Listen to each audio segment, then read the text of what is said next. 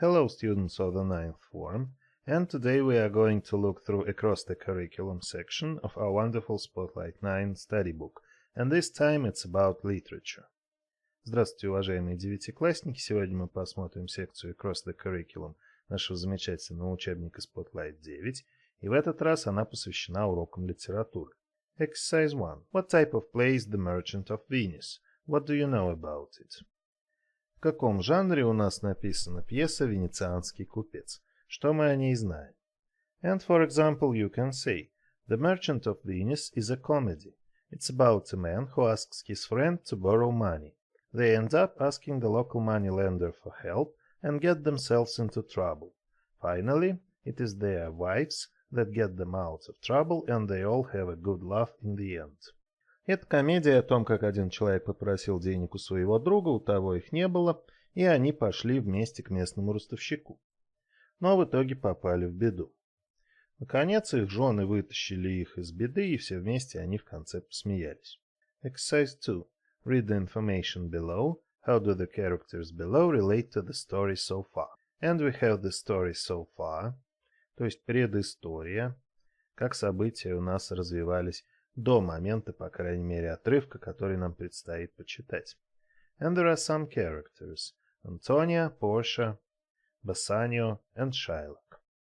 Let us read the story so far to see how the characters relate to it. Давайте почитаем предысторию, чтобы понять, какое отношение к ней имеют перечисленные персонажи. Let's begin. The story so far. Antonio is a merchant from Venice. His friend Bassanio wants to borrow some money to allow him to marry Portia, a rich heiress. Antonio's money is laid up in his trade ships that are at sea, so he suggests that Bassanio borrows the money from Shylock, a moneylender, in Antonio's name. Shylock does not like Antonio. He offers to lend Bassanio the money, but if he cannot pay it back, he wants a pound of Antonio's flesh. Despite Bassanio's warnings, Antonio agrees. Bassanio goes to Belmont and gets married to Portia. Later, he hears that Antonio has lost his ships and that Shylock wants payment. He goes to Venice to help Antonio. At the trial, a legal expert arrives to decide what should be done. It is Portia disguised as a young lawyer. And now we can see that Antonio is a merchant from Venice. He borrows the money for Bassanio from Shylock and agrees to give a pound of flesh if he can't pay it back. Bassanio, a friend of Antonio, he asks Antonio to lend him money. Portia is a beautiful, rich heiress. She and Antonio are in love. Shylock – the local moneylender. То есть у нас Антонио – это и есть венецианский купец, у которого его друг Бассанио попросил денег в долг, но у Антонио денег не было, и они отправились к Шайлоку, который местный ростовщик, дает деньги в долг под процент. Ну а Порша у нас красивая, богатая наследница, которая влюблена в Антонио. То есть так данные персонажи описаны в предыстории. Exercise 3. Read the extract and answer the questions. Теперь нас просят почитать отрывок из произведения и ответить на вопросы. Let us read and listen to the extract first. Давайте сначала послушаем и почитаем отрывок. Let's begin. A pound of the merchant's flesh is yours. The court awards it and the law authorizes it. What a righteous judge! And you must cut this flesh from his chest. The law allows it, and the court awards it. What a wise judge! A sentence! Get ready! Wait a moment. There is something else. This contract does not give you any blood. The exact words are, a pound of flesh. So take your price of a pound of flesh. But while you are cutting it, if you spill one drop of blood, you will die. And everything you own, according to the laws of Venice, will be confiscated by the state of Venice. What an upright judge! Pay attention! What a wise judge! Is that the law? You shall see for yourself. For as you asked for justice, rest assured, you shall have more justice than you want. What a wise judge! Pay attention to a wise judge! I'll take their offer of 2 times the loan then, and let the merchant go. Here is the money. Wait! The man shall have justice. Wait! Don't rush. He shall have nothing except the penalty. Oh, An upright judge, a wise judge. So, get ready to cut off the flesh. Don't spill any blood or cut any more or less than a pound of flesh. If you cut any more or less than exactly a pound, even as much to make the weight lighter or heavier by a fraction of a 20th of an ounce, no. Even if the scale turns by as much as a hair, you will die and all your possessions will be confiscated. So the questions. Why does Shylock praise the lawyer? Praise — это кого-то хвалить или восхвалять. Почему Shylock восхваляет судью? Because in the beginning of the extract, the lawyer supports him and says the flesh is his, so he is happy. То есть в начале отрывка у нас судья поддерживает Шайлока и говорит, что он получит свой фунт плоти. Поэтому он счастлив и судью восхваляет. Why does Bassanio praise the lawyer? Почему в этот раз Бассанио восхваляет судью? The lawyer then tricks Shylock and says if he takes the flesh, he will die and lose everything, so Bassanio is happy. Потом, как мы видим, довольно коварно судья обманывает Шайлока и говорит, что если он прольет хоть каплю крови, это будет считаться убийством, и, соответственно, сам Шайлок будет казнен, и его имущество конфисковано. Поэтому Бассанио счастлив и восхваляет судью.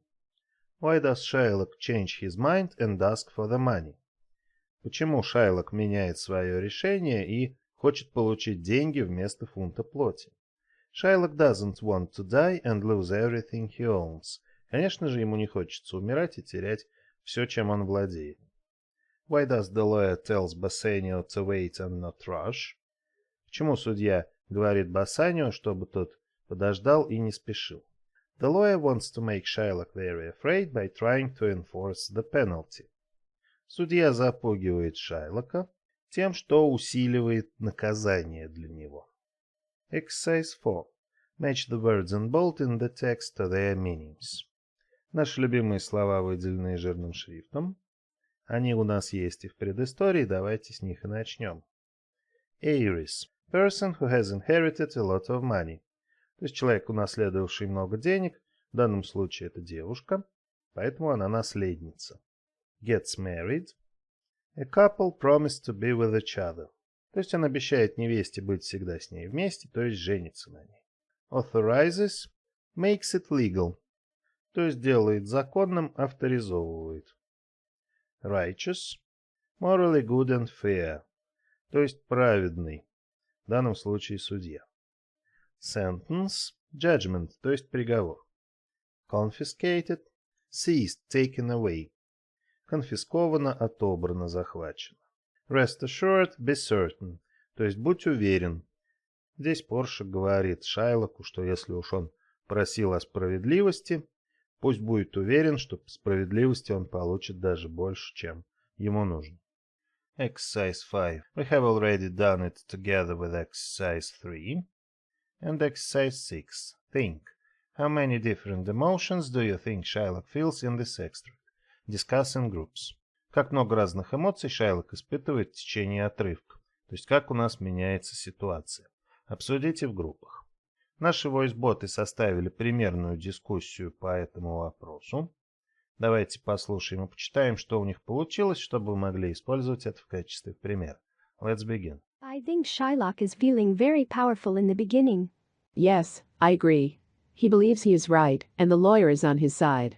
But then, he must feel very afraid when the lawyer says he will die and lose everything, when the lawyer says if you spill one drop of blood you will die. I think he feels shocked and confused because he doesn't know the law. When he asks is that the law? He seems very desperate when he tries to convince the lawyer to give him the money and forget the pound of flesh. Так Шайлок у нас начинает с того, что чувствует себя очень сильным, да, чувствует свою правоту и верит, что судья на его стороне. Но затем ситуация резко меняется, и когда судья говорит, что он умрет, если прольет хоть каплю крови, Шайлок, естественно, начинает бояться. Затем следует шок и недоумение. Ну и в конце его посещает отчаяние. Он уже говорит судье, что ему не нужен фунт плоти, а нужны только деньги. Ну и чем это заканчивается, мы уже знаем, полным разгромом. То есть примерно так этот вопрос можно обсудить в группах. о чем вас и просят авторы учебника. Exercise 7. Listen to what happened in the end.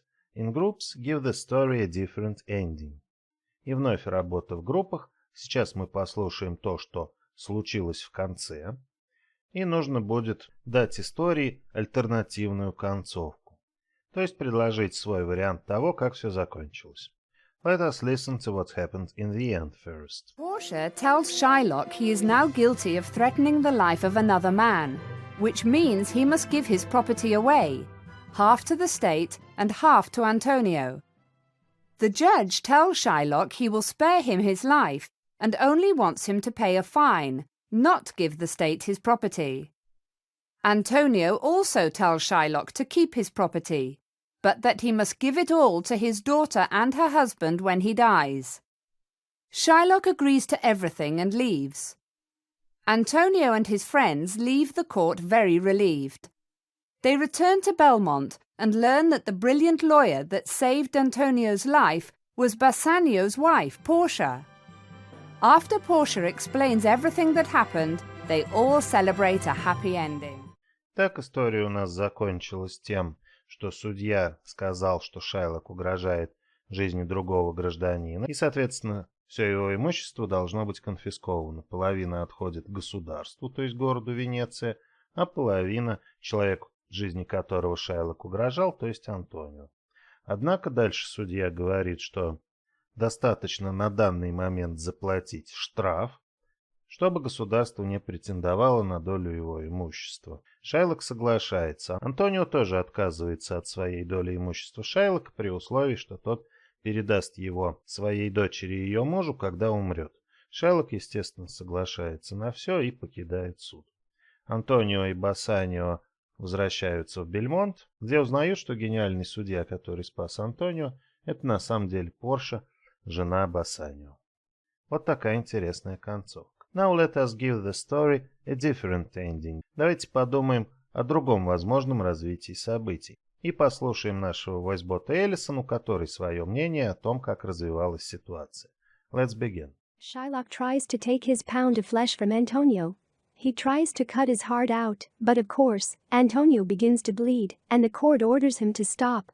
Shylock is put in jail immediately for trying to murder Antonio, and all of his possessions are taken by the court. Antonio is okay and is taken to see the doctor, and Shylock's daughter is given all of her father's things by the court. Ну, тут у нас случилось так, что Шайлок сел в тюрьму, его имущество было конфисковано и передано его дочери. У вас же, конечно, может быть свое видение событий. Exercise 8. Write a summary of the Merchant of Venice, presented to the class. Теперь же вас просят написать summary, ну или краткое содержание пьесы «Венецианский купец» и представить его классу. Наш войс-бот Майкл написал такое summary, давайте послушаем его и почитаем, чтобы вы могли использовать его в качестве образца. Let's begin. Antonio is a wealthy merchant in Venice. He owns many ships. His friend Bassanio wants to marry the heiress, Portia. Bassanio asks his friend Antonio to lend him money to marry Portia. However, Antonio doesn't have money at the moment because his ships are all at sea. Together, they go to Shylock, the evil moneylender, and make a deal with him. Antonio promises Shylock a pound of flesh if he can't pay back the loan. After some time, the money is due, and Antonio can't pay it. Shylock takes him to court and demands his pound of flesh. Meanwhile, without anyone knowing, Portia, dressed up like a lawyer, comes to court to try to help Antonio. She convinces everyone that Shylock can have his pound of flesh, but without taking any blood. This is, of course, impossible, and in the end, Shylock has to leave the court with nothing. He is forced to promise to give his possessions to his daughter when he dies. So such is the summary of the play. Таково у нас краткое содержание этой пьесы. Exercise 9. Think. Read the quote. What does it mean? Discuss. Нас просят ознакомиться с цитатой, сказать, что она значит, и обсудить ее. Words of wisdom. It's not in the stars to hold our destiny, but in ourselves. William Shakespeare. Не звезды определяют нашу судьбу, но мы сами. William Shakespeare. And you can say that the quote means that it is up to each person to decide what will or won't happen in their lives. We are all responsible for our own actions and what happens to us. а действительно в основном в силах каждого конкретного человека решить, что будет с ним происходить, а чего не будет.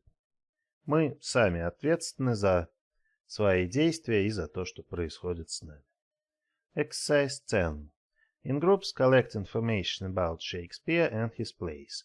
Presented to the class, you can visit this website http://shakespeare.peloma.edu. Опять же, в группах вас просят собрать информацию о Уильяме Шекспире и его пьесах и представить ее классу.